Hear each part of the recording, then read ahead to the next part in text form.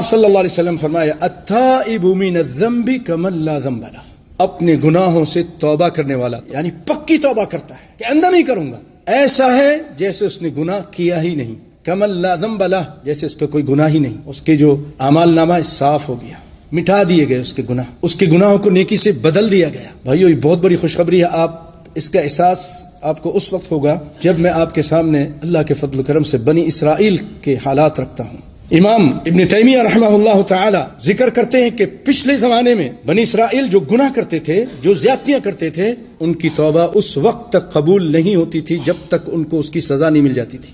ایک جگہ اللہ نے فرمایا فاقتلوا انفسکم، اپنے جانوں کو قتل کرو۔ جنہوں نے بچڑے کو اپنا رب بنایا تھا، کہتے ہیں پہلے زمانے میں ان کو سزا ملتی تھی تب جا کے توبہ قبول ہوتی تھی، اب خوشخبری نہیں کہ اب تمہیں سزا نہیں ملے گی، تم بس سچے دل سے توبہ کرو، تمہارے گناہ معاف کر دیے جائیں گے۔